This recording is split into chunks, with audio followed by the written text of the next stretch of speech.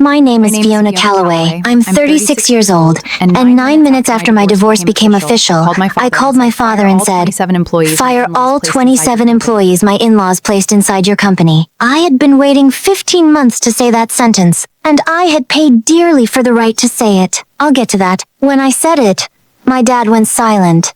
Then he asked me the question I had been hoping for years he would finally ask. I honestly believed that phone call would be the hardest part of my day. It wasn't, because that same night, my former mother-in-law was outside my apartment door, pounding hard enough for the whole hallway to hear. And when rage didn't get her what she wanted, she switched tactics and offered me something much more dangerous than anger. But by then, she was already too late, because I had already found the empty shelf. Welcome back to Calm Drama Stories, where hidden loyalties get exposed, and quiet people stop confusing silence with strength. Around here, we tell stories about the moment people stop protecting everyone else's comfort and start protecting their own dignity. If stories about boundaries, betrayal, and finally standing your ground speak to you, leave a comment and subscribe, because this one goes somewhere you probably won't see coming. To understand any of it, you need to understand my father first. My dad, Raymond Calloway, started Calloway Mechanical in 1992 with a used welding rig and a truck that barely cooperated in cold weather. By the time I was a teenager, the company had a real building in Grove City, Ohio, and the whole place smelled like metal dust, flux, and coffee that had been reheated too many times. I basically grew up there. I did homework in the break room. I learned what lien waivers were before I learned how to parallel park. My dad trusted people easily, especially if they smiled, shook his hand firmly, and slid a paper in front of him. So somebody had to read the paper carefully. That somebody became me. I paid my own way through law school, with scholarships and late shifts at a title agency. I never took money from the company, and at the time that mattered to me almost obsessively. When I eventually joined Calloway Mechanical as general counsel and compliance officer, I wanted it to be because I had earned my seat, not because I shared a last name with the owner. I was proud of that. By 2026, the company employed 212 people. Dad never called them headcount. He called them 212 families. He knew everyone's name, knew whose son had just started kindergarten, knew which foreman was losing sleep because his wife was sick, knew who needed a second chance and who needed a push. He carried the whole company in his chest, like it was an extension of his heartbeat. My role was less poetic. I handled contracts, compliance, policy updates, vendor risk, internal controls, and all the paperwork no one notices until something goes wrong. I color-coded files by year. I flagged weak clauses. I killed bad deals before they got signed. I was, by common agreement, the least entertaining person in most meetings. Dad used to tease me that I probably read warranty cards for fun. He wasn't exactly wrong, and here's the problem with being the person who notices things. People appreciate you when the issue is in a subcontractor's insurance certificate. They stop appreciating you the second the issue is seated at their holiday table. The first Whitmore hire arrived disguised as a favor. Remember that word, favor. I met Grant Whitmore in 2016 at a hospital charity gala chaired by his mother. He's 38 now. He was 28 then. Beautiful in that polished, self-aware way that almost seems embarrassed by itself, which is honestly the most disarming kind. He remembered my coffee order after our first date. He asked thoughtful questions and waited for real answers. He made me feel heard, which is a dangerous thing when you've spent your life being the sensible one. Later that year, he brought me to his family's house. From the curb, it looked like legacy. Inside 10 feet, it looked like deferred maintenance with good lighting. Fresh white paint covered wood that had already gone soft underneath. I didn't have language for it at the time, but I noticed the mismatch immediately. The performance of wealth without the infrastructure of it. Old money aesthetics, no actual money behind the wallpaper. Susan Whitmore opened the door in pearls at 4 in the afternoon. She was warm, graceful, sharp without ever seeming sharp, the kind of woman who knew every influential person in the county, their spouses, where their children went to school, and who sat next to whom at charity dinners. She asked what I did for work, and when I told her I oversaw contracts and compliance for my father's mechanical contracting company, she placed her fork down, gave me a smile that felt strangely evaluative, and said, "Practical. That's exactly what this family needs." Everyone around the table laughed. I laughed too. I thought it was praise. It took me nearly a decade to understand it was an assessment. Not because they were hiring me, because they were acquiring me. Grant proposed the next spring at a restaurant his mother picked. I said yes with my whole heart. And if I could change only one thing in the entire story, it might be that detail, not the yes, maybe, but the whole heart part. We got married in 2017, 200 guests. I knew maybe a quarter of them. During the reception, Susan raised a glass and said, "Family takes care of family." The room loved it. My father got emotional. I held Grant's hand and thought I had married into something solid. 6 weeks later, Susan called me not dad, me about Grant's cousin Robbie, who was between opportunities and supposedly excellent with numbers. Purchasing had an opening. I forwarded the resume with a note saying family referral, full disclosure. I felt responsible for being transparent. I felt virtuous. Honestly, Robbie interviewed well enough. He got the job. I personally signed his onboarding packet because new hire paperwork ran through compliance, and I remember thinking how nice it was that the families were blending in practical ways, not just sentimental ones. I still think about that signature, not with pure guilt exactly, more with the nausea of remembering the moment you unlocked the door and politely invited the trouble in yourself. Robbie was fine, pleasant, on time, invisible in exactly the right way. Later I learned that's how these things often start. The first hire is never the payload. The first hire is the weather balloon. That Christmas, Susan gave my father a bottle of scotch older than I was, and told him Callaway Mechanical was the kind of American success story her family felt honored to be connected to. Dad lit up. So did I. Eventually, I calculated that the bottle of scotch probably cost about 1/1000th of what that sentence was about to cost him. From 2019 to 2021, the company expanded fast. New contracts, new crews, more admin support, a natural hiring boom, and within that growth, a pattern began to emerge so gradually that at first it felt like a smell you can't quite place in a house you love. A scheduling clerk who was Susan's goddaughter, an AP associate whose mother played tennis with Susan every Tuesday, an estimator Grant knew through his network. Though Grant's network appeared to consist mostly of people his mother had introduced him to at luncheons and fundraisers, none of the resumes were technically disqualifying. None of the interviews were disasters. Everything was just competent enough to pass, and by then, our new HR director, Marcy Holt, was running point on hiring. Marcy, notably, had joined us on Susan Whitmore's recommendation. Our previous HR manager had retired abruptly with a generous package no one could later remember authorizing. I raised the referral concentration once in a leadership meeting. Not dramatically, just plainly.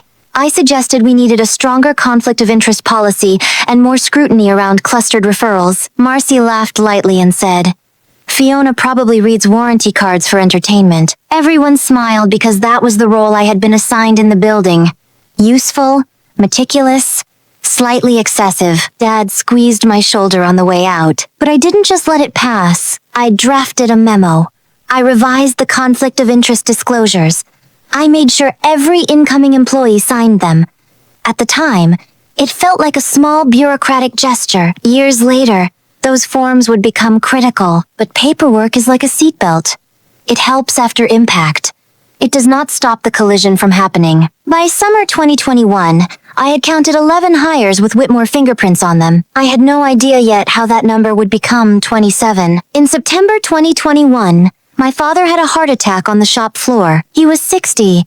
He collapsed between 2 racks of pipe stock, and a 2-3-year-old apprentice kept him alive long enough for the ambulance to get there. Triple bypass. He survived. I want to say that clearly and early he survived. But he was out of the building for 8 months, and during those 8 months, the company changed shape. I spent that season driving back and forth between the hospital in Columbus and the office in Grove City. And I made the same choice I would make again. I chose my father's life over my organizational chart. While I was choosing that, Dean Whitmore Grant's younger brother, 34, whose previous employment history remained suspiciously vague, stepped in to help temporarily. Temporary became permanent in the way rot becomes structural. He got a desk, then a title, Operations Director. Grant, who had already been given a made-up executive role 2 years earlier, Client Relations VP, invented over some dinner. I was not invited to started walking Dean into key relationships and municipal accounts, and while I was sitting beside hospital machines, 16 more people were hired. Marcy processed all of them. When Dad finally came back, thinner and slower and newly unwilling to fight anything that might elevate his blood pressure, he glanced at the updated org chart and said it was nice to see so much fresh energy. I looked at the exact same chart and saw an organ transplant the body had never approved. I told him so, carefully. In private, he lifted a tired hand and said the sentence that ran my life for the next 5 years. "You don't fire family." He wasn't angry. That's what made it so powerful. He said it like a principle, like gravity, like a truth older than either of us. At that point, I didn't have hard proof. I had instinct and structure. Then, late one night in 2023, I sat at my kitchen table with a legal pad and drew the entire company by hand. Every hire after my wedding, every reporting line, every referral connection. Then I switched to a red pen and circled anyone linked to the Whitmores by blood, by marriage, by friendship, by club membership, by tennis, by whatever invisible social rope they used to pull one another into position. When I finished, I counted the circles. Then I counted again because I thought I had made a mistake. 27. 27 people distributed across purchasing, AP, estimating, HR, and operations. If you understand how money moves inside a company, you know that is not random staffing. That is plumbing. I showed the legal pad to Dad the next morning. He stared at it long enough for me to see recognition flicker across his face. My father is not naive. He is loyal. Those are not the same thing, but they can produce the same damage. He slid the pad back to me and said, "They're good people, Fee. Susan's people are good people. You don't fire family." He believed he was protecting decency. Susan had spent years making sure that sentence would function as a shield for theft. I went back to my office and did what I could without his signature. I lowered approval limits. I required secondary review on new vendors. I quietly widened my own access to purchasing data and receiving records. It felt like stacking sandbags in front of a house, while everyone else insisted the sky was blue. Then, in January 2024, I found purchase order 7,734. That was the moment the whole story changed. I was doing something incredibly ordinary, comparing quarterly budgets against commodity indexes. Copper prices had gone down that quarter. Our copper spend had not. I reran the numbers 3 times, then pulled 2 years of invoices from one of our suppliers, Brightline Supply, LLC. We were paying about 22% above market. 22% is not a discrepancy.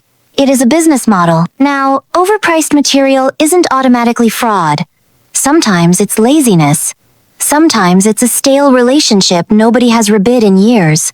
So, I started where compliance people always start. I researched the vendor. Brightline had existed for 5 years. It had been approved in 2021, during my father's recovery, on a single signature, Dean Whitmore. Its listed address was a suite in an office park in Westerville, which is a strange headquarters for a pipe supplier in the same way a cattle ranch would be strange if it operated out of a 1-bedroom apartment. Its registered agent was a man named Ted Lund. Its website was flimsy, generic, and padded with stock photography.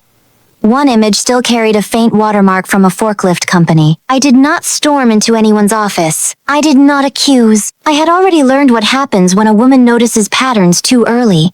People stop hearing the facts and start hearing the tone. So this time, I counted every brick before I called it a wall. For 3 weeks, I turned my dining room into an evidence grid.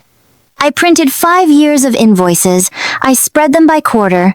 I taped note cards to the wall. I ate dinner at the kitchen counter like a raccoon in office clothes because the table had become a case file. Grant was traveling a lot that winter.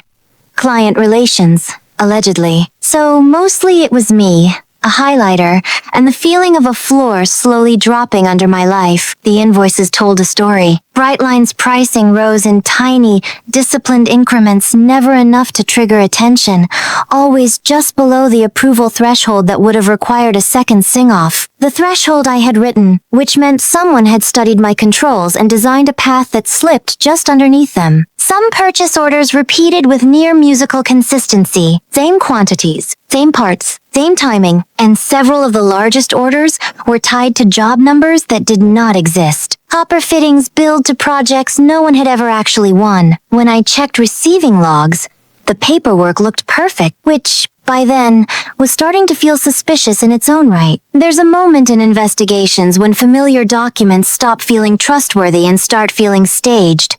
That happened to me in my own company. Everything looked normal until it looked theatrical, so I made myself one rule. Verify, don't infer. For every irregularity, I wrote down the innocent explanation next to the guilty one. Then I kept only the cases where innocence required more imagination than wrongdoing. By February, I had a stack. The question was no longer whether money was disappearing. The question was who was standing under the leak with a bucket. And I was married to one branch of the answer. I asked Grant about Brightline over dinner one Tuesday night. I made chicken and roasted vegetables first, specifically because I wanted the conversation to feel domestic instead of prosecutorial, which tells you more about my marriage than I understood at the time. I kept my tone casual. Hey, random question. Do you know anything about Brightline Supply? Their pricing looks strange, and I can't find much behind the company. Grant paused with his fork in midair for half a second. If you've ever seen someone freeze for just half a beat and loved them enough to catch it, you know how loud that silence can be. Then he smiled and said, Mom knows the owner. It's fine, Fee. They're solid. I said, which owner? Ted Lund? Because the filings are thin, and we're overpaying by 6 figures a year. He set his fork down and looked at me with a kind of patience that felt worse than defensiveness. You do this, he said. You take a spreadsheet and turn it into a narrative. Dad's company is fine. Everyone is fine. Can we eat one meal without turning it into an investigation? We didn't even argue. That's the part people always expect to be bigger. No raised voices. No slammed doors. We talked about his sister's children after that. We cleared plates. We loaded the dishwasher shoulder to shoulder like trained employees maintaining a shared institution. But something died in that pause. He knew about Brightline. Maybe not every detail, but enough. And when the moment came, he chose containment over truth. He chose management, his mother's first language. In March 2024, I brought Dad a 1-page summary and a price comparison so simple it could have been explained to a 5th grader. Column A, market copper rates. Column B, what we were paying. He read it twice. For one brief, bright minute, I thought I had him. I saw the old Raymond surface, the man who once chased a rep off the lot for sneaking in a fuel surcharge. Then his face changed. He said he would look into it quietly, and I believed him. I left his office at 11:40 a.m. That evening, at 6:15, Susan Whitmore showed up at my parents' house carrying lasagna. She had not visited in 4 months. Only Marcy Holt and my father's calendar knew that meeting had happened. Do your own math, my mother told me later, apologizing the entire time, that Susan sat at their table and spoke in that soft, civilized way of hers about how hard I worked, how much pressure I put on myself, how sometimes Fiona saw danger where there was only stress because she cared too much. She never mentioned Brightline. She didn't need to. She wasn't refuting the evidence. She was repositioning me, not compliance officer, daughter under strain, not investigator, overwound wife. It was an elegant move.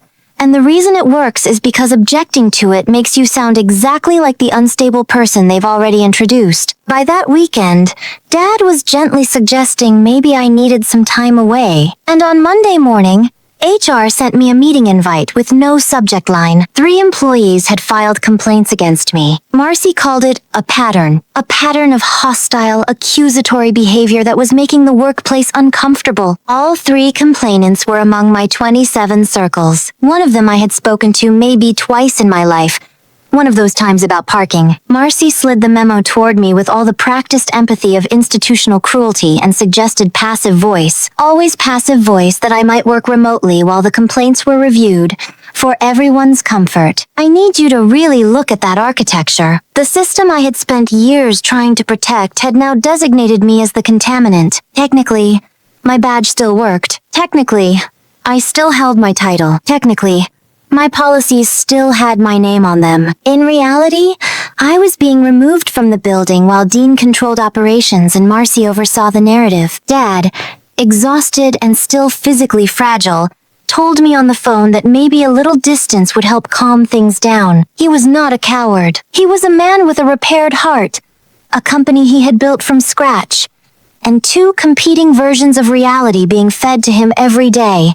One of them delivered with casseroles and concern. I sat in my car in the parking lot and gave myself exactly 1 unprofessional minute. Then I drove to an office supply store and bought 6 plastic file boxes. Because if they were going to cut off my system access, I was going to need paper. But before I started boxing documents, I had one stop to make. Buy Oniki. Purchase order 7,734. According to the records, $84,000 in copper fittings had been received there the previous October, before I was pushed remote. I still had one afternoon left inside the building, and I spent it walking the warehouse with a clipboard, looking like a woman doing inventory and feeling like a woman casing her own home before a break-in. Bay 12 sat near the back, past the duct liner and the strut racks, under harsh industrial lighting that made everything look flatter than it was. According to the receiving log, those materials had been unloaded and shelved on the 3rd level. The shelf was empty, not recently cleared, not temporarily bare. Empty in the way only long neglect looks empty. A full layer of dust covered the steel shelf,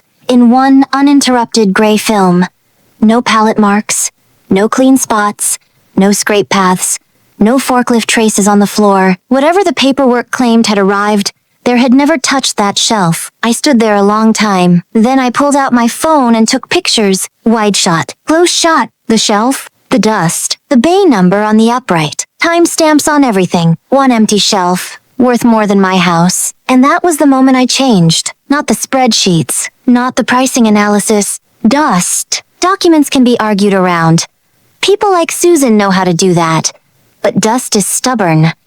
Dust tells time without emotion. I emailed the photos to my personal account, copied my attorney, and walked calmly out of the building. Remember that shelf. We'll come back to it. I gave my husband one final chance, and I wanted it documented in the moral record if nowhere else. It was a Sunday in early March 2025. I placed the Bay 12 photos on our kitchen island next to my Brightline summaries and said, "Stand with me. We go to my father together. Whatever your family has done, you stop being part of it today." Grant looked at the photos for a long time. Then he said, "You're asking me to choose against my mother. Family takes care of family, Fee." There it was. Susan's wedding toast, 9 years later, coming out of my husband's mouth like a line he had inherited instead of chosen. And for the first time, I heard it clearly. It was never about care. It was about rank. It was about ownership. It was a ledger dressed up as love, and I was not on the protected side of it. Neither, really, was Grant. Though he would never understand that, I said very evenly. Okay, that was all. I filed for divorce that Thursday, the 13th of March 2025, at the Franklin County Courthouse. The clerk who stamped the petition had watery eyes from a cold and wished me a nice weekend. That struck me as absurdly tender. Loss number 1 became official in stages. The marriage had been gone for a while. Now it had a file number. My divorce attorney was Naomi Price. She was 44, charged like a specialist, and spoke with the calm precision of someone who had no interest in your feelings if your feelings were going to cost you money. The first truly important thing Naomi did was take my weapon away. "Until the decree is final," she said. "You do absolutely nothing at that company. No terminations, no letters, no vendor cancellations, no dramatic reveals." I laughed. I had proof. I had photos. I had file boxes. Naomi didn't blink. "Listen carefully," she said. "Grant's side is going to argue that the increase in your father's company during the marriage is part of the marital estate calculation. Your name is all over compliance. If you start cutting vendors and firing his relatives now, you won't look like a whistleblower. You'll look like an angry wife trying to damage an asset before valuation. That's the kind of advice that makes you hate your own lawyer because it is perfect. Every fact I had was real. Every warning I had given was real. And none of it would matter if my timing let them recast motive as revenge. If I moved too soon, I could hurt the company I was trying to save, so I asked her what I was allowed to do. She smiled for the first time and said, "Prepare. Legally, thoroughly, quietly. And when this is over, don't start getting ready then. Be finished already." If you've ever been called weak for waiting, hear me on this. Sometimes the most aggressive move available is absolute stillness. The Whitmores dragged the divorce for 15 months. At first I thought it was pettiness, then strategy, then nuisance, continuances, lawyer changes, delayed conferences, endless picking over household property like we were dissolving a garage sale, not a marriage. Fine. Let them stall. I used the time. I hired a forensic accountant named Priya from Cincinnati. $35,000 from my own savings. It had been my down payment fund for a future house. Instead, it bought me clarity. At night and on weekends, Cal Dobbs, my father's controller for 22 years and the first person inside the company who fully believed me, helped me piece together ledgers he was authorized to share and deeply nervous to be sharing. We rebuilt 5 years of Brightline activity from the ground up. Every invoice, every phantom purchase, every receiving log stamped with the same narrow initials. Priya's workbook went from 1 tab to 9, to a summary sheet that eventually made even her fall quiet on the phone. Then, buried in contract files I had personally drafted years earlier, I reread the Brightline Master Supply Agreement and found the clause that redrew my calendar in an instant. Automatic renewal. 5-year term. Renews unless written cancellation is received at least 30 days before expiration. I checked the date, then checked it again, then sat motionless at my dining table while the whole case rearranged itself in my head. If Brightline wasn't canceled by late June 2026, the company was locked in until 2031, 5 more years, and my divorce was set to finalize in mid-June. After that, I mapped every delay in the divorce against the contract timeline. Continuance here, attorney substitution there, discovery pause, scheduling shift. It lined up too neatly to ignore. They weren't just dragging me, they were steering me. The decree would likely land about 48 hours before the Brightline cancellation deadline. 48 hours. They were betting that a newly divorced woman, financially bleeding, emotionally exhausted, and rebuilding her life, would not pivot into full corporate warfare within 2 days. That bet would have worked on most people, maybe on the version of me they had spent years cultivating. I called Naomi and explained what I had found. She went quiet long enough for me to recognize respect. "Then we don't miss by a day," she said.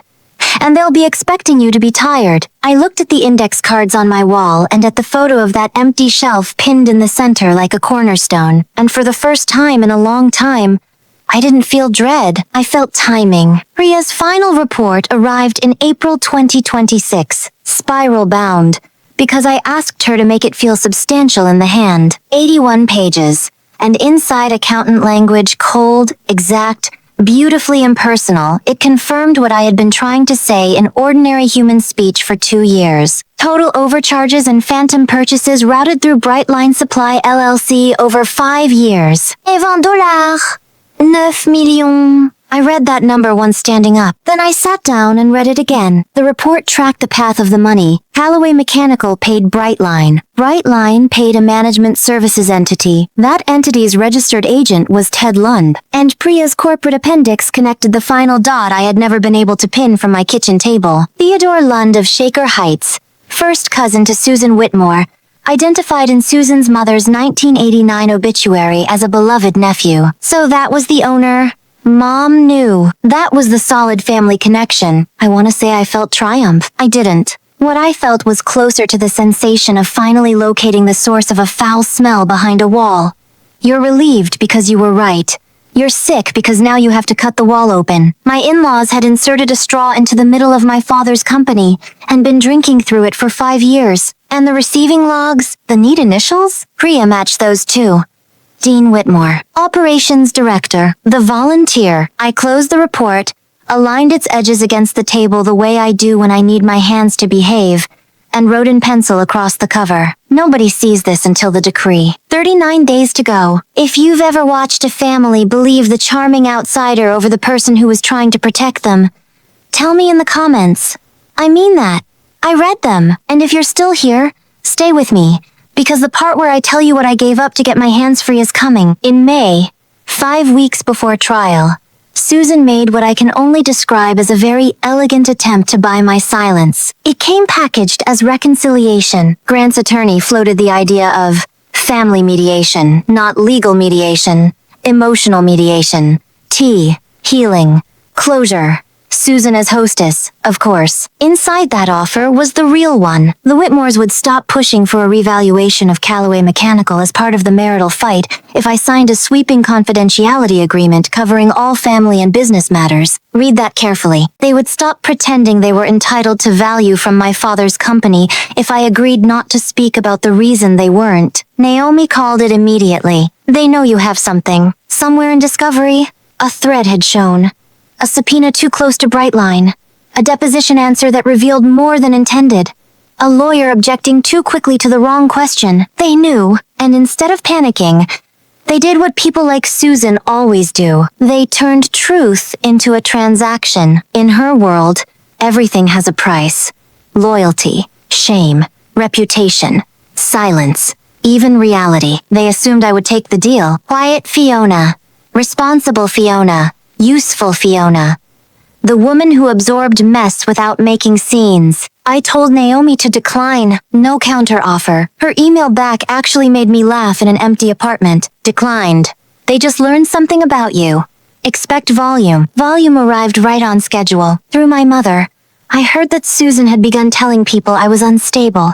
That I was having some sort of delayed emotional collapse and trying to destroy 2 families because I couldn't accept the divorce. In a county like ours, she controlled weather patterns. Pity first, contempt second. Then Memorial Day weekend 2026 arrived, and I broke exactly half a rule. The divorce freeze applied to company action. It did not stop me from sitting at my parents' kitchen table. While my mother was out dropping off a casserole somewhere, church adjacent, I placed Priya's report in front of my father and said nothing. He read, for 40 minutes. My dad is not a document man.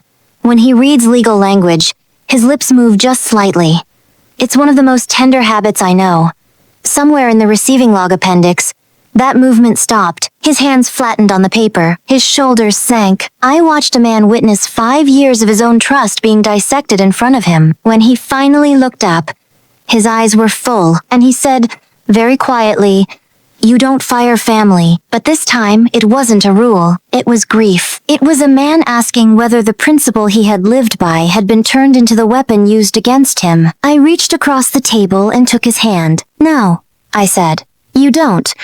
But someone changed what family meant while we were busy believing them. He sat with that. Then he asked me the question I had waited years to hear. What do you need from me, Fee? I had imagined that question so many times. 1 phone call, I said.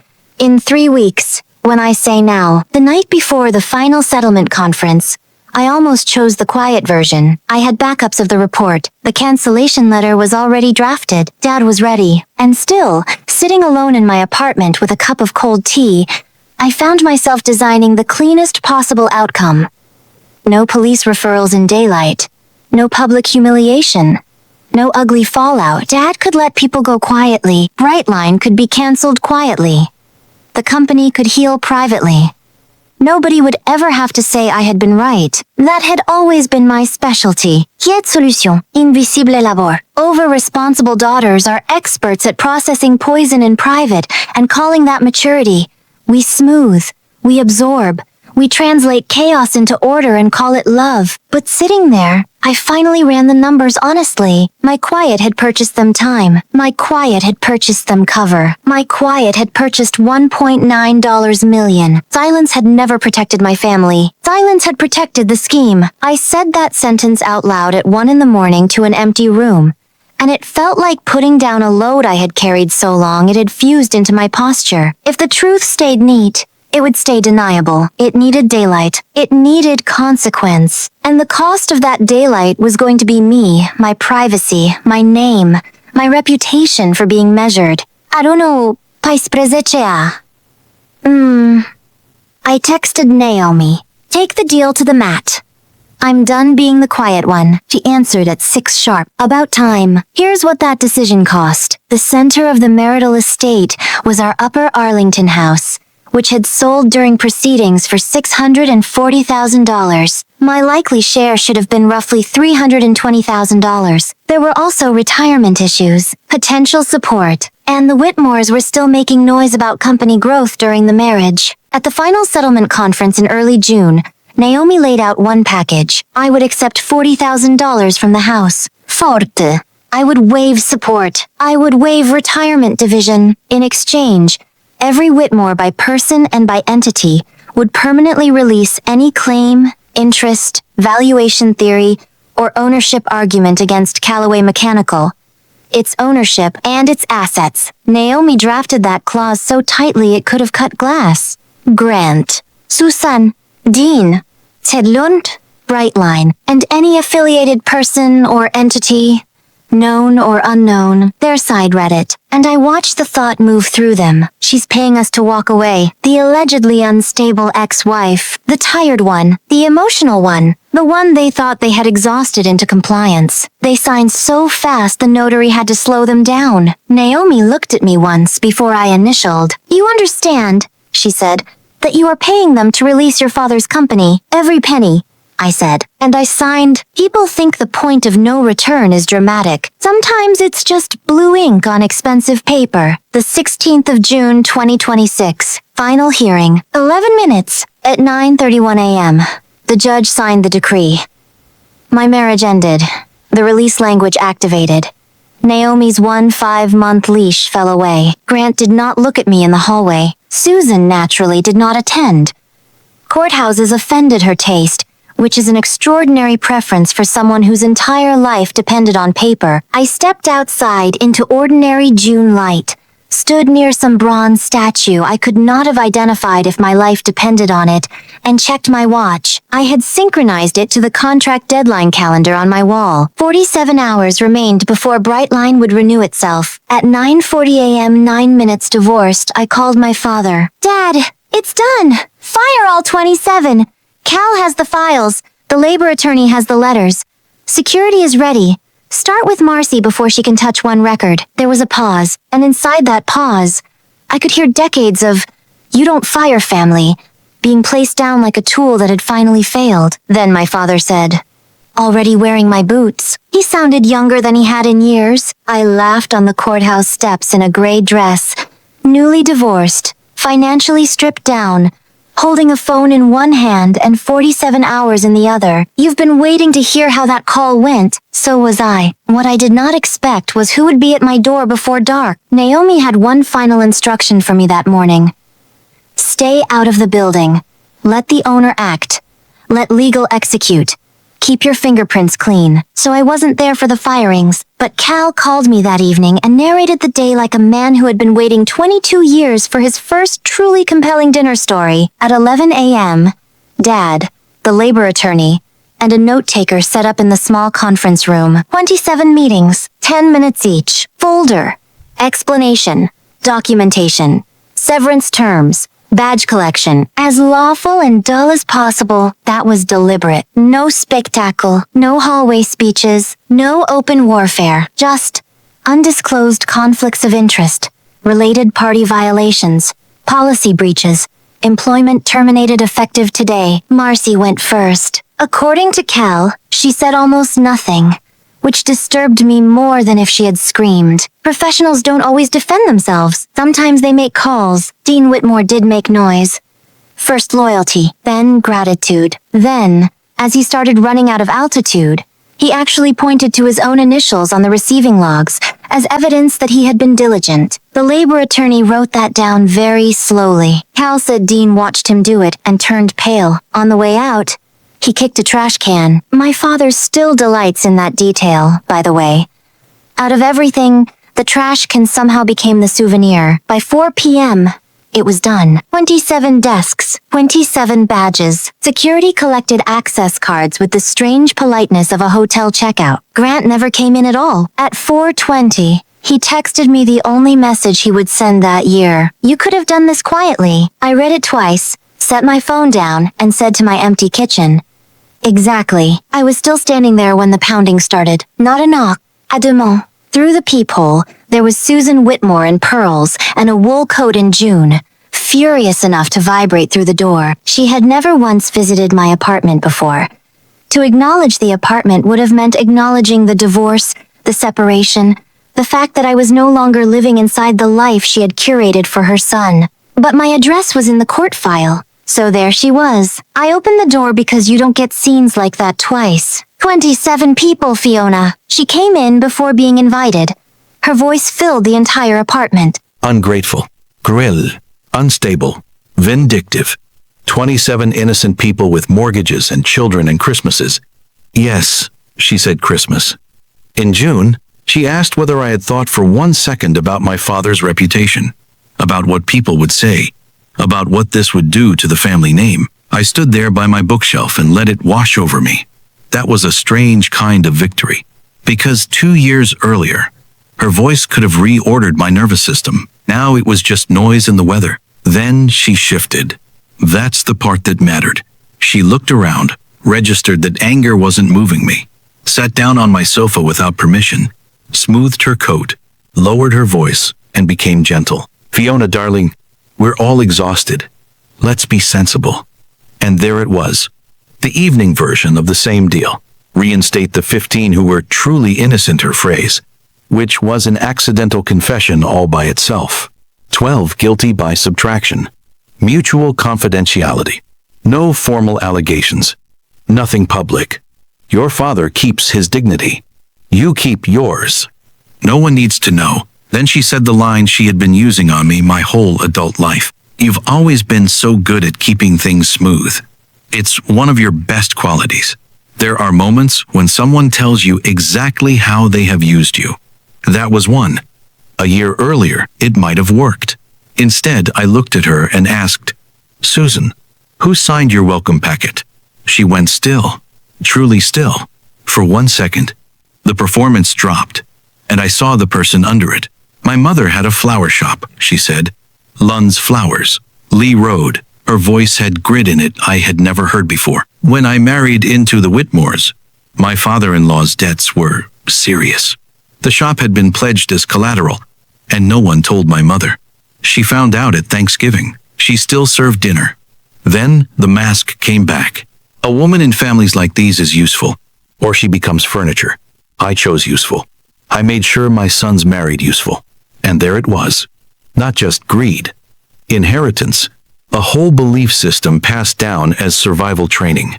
She had once been collateral too. I felt the brush of pity. Real pity.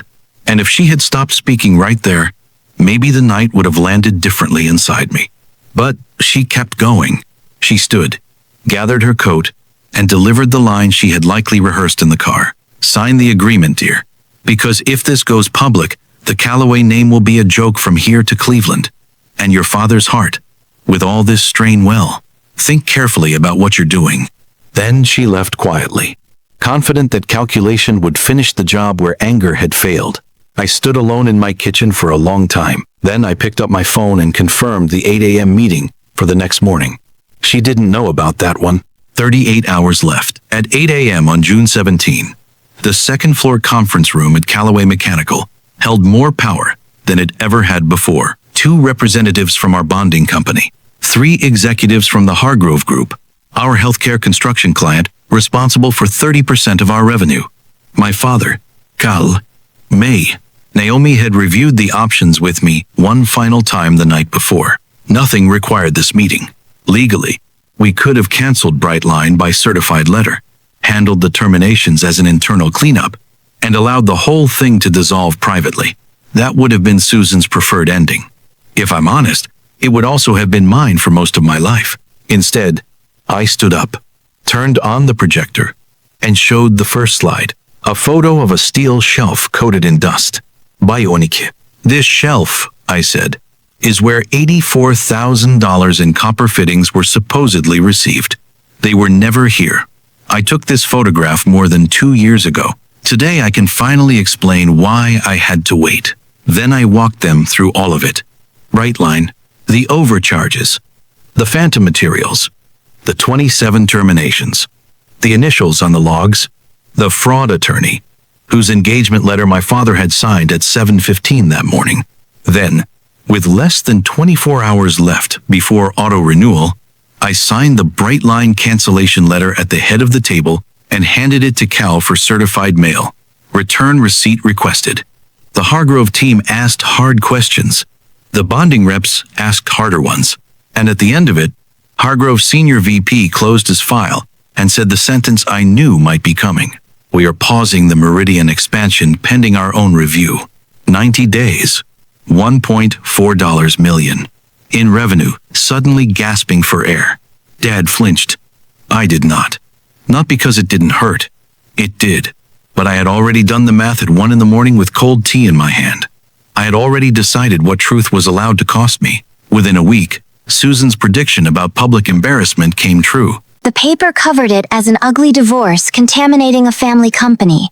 My name was in the opening line, vindictive between the paragraphs, even where the word never appeared. She was right that there would be a price. She was wrong about what that price bought. Here's how the next 90 days went. Hargrove came back. Their auditors spent 6 weeks in our records and found exactly what I had told them they would find, and nothing else. Their senior VP later told my father, over coffee in that same conference room, that in 30 years he had never seen a contractor expose its own wound before being forced to, and it was the only reason they stayed. The bonding company renewed us with conditions we were happy to satisfy. The fraud case ended the way white-collar fraud often ends, not with dramatic arrests, but with negotiation. Headland's attorneys agreed to a civil settlement. $1.1 million repaid over 4 years. Brightline dissolved. The file remains open in a drawer where everyone named in it can feel it every time they pass. 2 of the 27 sued for wrongful termination. Both cases collapsed on the signed conflict of interest forms I had written years earlier while people rolled their eyes and joked about my love of warranty language. The company now runs with 189 employees. Lean,